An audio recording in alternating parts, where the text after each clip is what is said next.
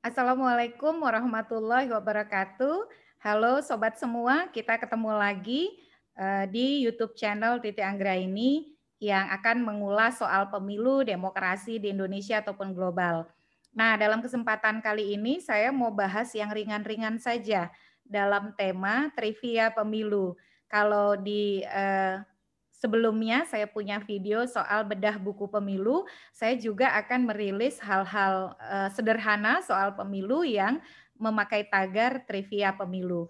Nah, saat ini saya akan mengulas soal penggunaan sosial media di Indonesia, terutama 5 akun Twitter kepemiluan wajib follow. Nah, kenapa saya tertarik untuk mengulas ini? Ternyata kalau dari sisi data, Indonesia itu adalah negara yang cukup intensif di dalam menggunakan sosial media. Jadi berdasarkan data dari Hootsuite, rata-rata per hari penggunaan sosial media di Indonesia itu agak lumayan tinggi. Nah, ini bisa dilihat nih datanya, Indonesia itu di bawah Rusia dan beberapa negara lain, dan kita menggunakan sosial media setiap hari itu setiap yang berusia 16 sampai 64 tahun rata-ratanya 2 jam 25 menit. Tapi kayaknya kok lebih dari itu ya. Dan apa saja sosial media yang digunakan banyak di Indonesia? Ternyata yang paling banyak itu masih Facebook 55,25%. Lalu YouTube 31,36%, Instagram 6,99%, lalu Pinterest, kemudian Twitter 3,06%, dan ini saya kurang tahu apa ya. Nah, saya sendiri dari beberapa sosial media ini, saya pakai Facebook, pakai YouTube, Instagram, dan Twitter. Nah, ini statusnya ya, pergerakannya sampai Februari 2021 seperti apa. Kalau yang merah ini YouTube gitu ya, yang biru ini Facebook, dan lain-lain. Nah, ini bisa dilihat nih di websitenya yang saya dapat. Nah, oleh karena itu sekarang saya ingin khusus membahas 5 akun Twitter kepemiluan wajib follow. Nah, kalau ini memang preferensi saya ya. Kenapa saya merasa 5 akun ini wajib follow. Saya akan share 5 akun tersebut dengan pertimbangan kenapa mereka wajib di-follow. Oke. Yang pertama dalam pandangan saya yang wajib follow itu adalah International IDEA. Nah, ini saya akan ketik International IDEA. Oke.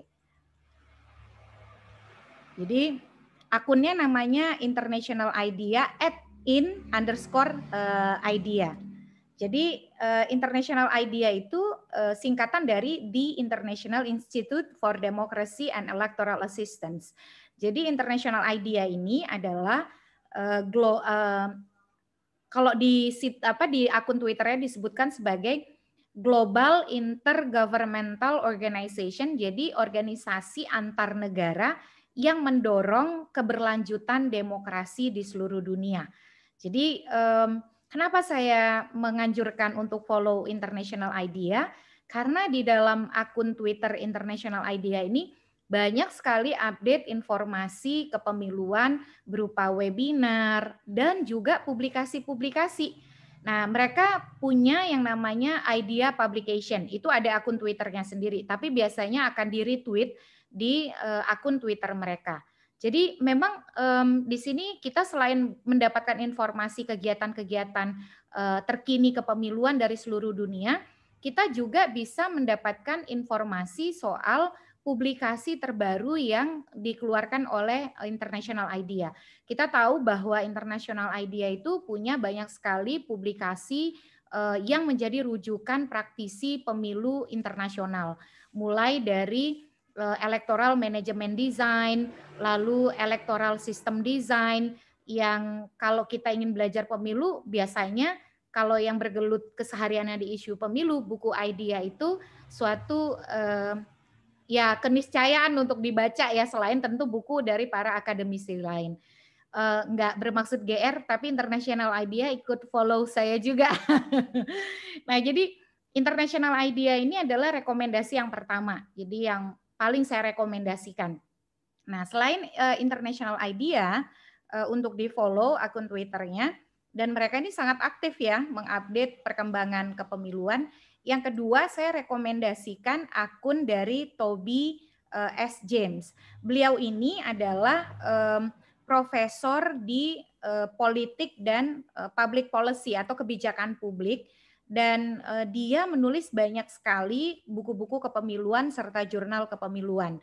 Nah, ini bisa dilihat ya. Salah satu buku dari Pak Toby yang ditulis dan ini juga recommended itu adalah buku berjudul Comparative Electoral Management. Bukunya dijual di Amazon kalau ada yang mau beli, atau di layar juga bisa dilihat. Agak mahal sih ya, e-booknya $33, hardbacknya 120. Oh sorry, ini euro ya. E-booknya 33 euro, hardbacknya 120.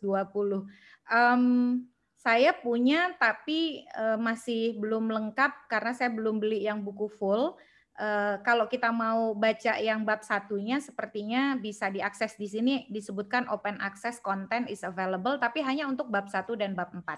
Jadi Pak Toby ini tulisannya soal electoral management atau manajemen elektoral itu banyak sekali, dan beliau juga adalah deputy director di election integrity dan co-convenor di election management. Nggak GR lagi sih, tapi Pak Toby ini juga follow saya. Lalu yang ketiga yang saya rekomendasikan adalah akun Twitter dari Electoral Management. Nah, Electoral Management ini adalah akun Twitter yang fokus di, maksudnya Electoral Management itu adalah lembaga riset yang fokus di riset advice kebijakan dan pelatihan untuk menjalankan pemilu. Jadi memang khusus untuk manajemen elektoral atau manajemen pemilu ya. Jadi Electoral Management Network mereka menawarkan penelitian, advice kebijakan, training dalam menjalankan pemilu. Mereka berbasis di University of East Anglia di UK atau di Inggris begitu. Ini juga bisa di-follow akunnya, banyak sekali informasi menarik nih, misalnya ada seminar atau call for papers atau penulisan jurnal begitu. Mereka juga cukup aktif di dalam menginformasikan perkembangan kepemiluan. Nah, ini akun yang ketiga ya, electoral management. Nah, akun yang keempat yang ingin saya rekomendasikan adalah akun Electoral Integrity Project. Akun Electoral Integrity Project ini adalah tim riset independen yang berbasis di Royal Military College, Universitas East Anglia, dan Queen's University. Salah satu orang yang paling berperan di dalam Electoral Integrity Project adalah Profesor Pipa Norris. Penggelut politik pasti tahu ya, Ibu Pipa Norris, Profesor Pipa Norris ini banyak sekali menulis soal electoral engineering dan seterusnya. Di dalam akun Twitter Electoral Integrity Project ini banyak sekali informasi soal riset mereka, publikasi mereka gitu ya. Ini bisa kita lihat apa yang mereka tulis di Twitternya itu informatif sekali. Misalnya ini mereka men-share soal election data transparansi yang dirilis oleh, yang ada bisa dibaca di situs yang mereka sebutkan tautannya. Nah, di Electoral Integrity Project sendiri mereka punya website. Nah, website itu berisi banyak sekali data bagus, mulai dari riset mereka, publikasi mereka. Salah satu publikasi mereka adalah Electoral Integrity Project. Nah, ini dia ya. Mereka mengukur integritas elektoral di seluruh dunia. Ini report mereka tahun 2019 yang ditulis oleh Pipa Norris dan Max Gromping. Dan kalau kita lihat di sini berapa sih skor Indonesia atau peringkat Indonesia? Ternyata Indonesia itu kalau dari sisi peringkat kita di nomor 54. Nih bisa dilihat di layar ya. Kita peringkat 54. Denmark itu adalah peringkat pertama, Finlandia yang kedua, Norway yang ketiga, Swedia yang keempat, dan seterusnya. Rata-rata adalah negara-negara Skandinavia atau Eropa Barat ya. Dan Indonesia tuh 54, kita di bawah Solomon, Kepulauan Solomon, India, Mikronesia, Vanuatu, Mongolia, Timor Leste. Aduh, agak sedih juga sih. Dan kalau kita lihat ya, ternyata negara dengan skor integritas elektoral tinggi itu koheren atau selaras dengan negara yang skor persepsi korupsinya atau CPI, Corruption Perception Index, yang dirilis oleh Transparency International itu konstan begitu. Rata-rata negara yang integritas elektoralnya tinggi, bagus, itu juga skor persepsi korupsinya juga bagus. Nah, kita nih nomor 54 gitu. Walaupun menurut Fidem yang berbasis di Swedia, kita ini masuk electoral democracy. Kita belum masuk liberal demokrasi atau demokrasi yang bebas begitu. Kita masih demokrasi yang berbasis elektoral atau prosedural. Semoga nanti bisa meningkat betul-betul menjadi demokrasi yang bebas begitu.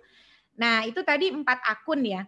Akun yang kelima yang saya ingin rekomendasikan, akun Twitter kepemiluan wajib follow, yaitu I Know Politics.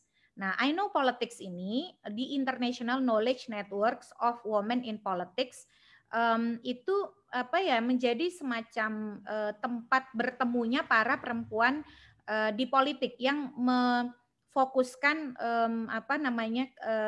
keberadaan mereka untuk mendorong partisipasi politik dan keterwakilan perempuan. Jadi ada websitenya juga iknowpolitics.org. Ini menarik karena kenapa? Mereka misalnya suka rutin menyajikan postingan seperti ini.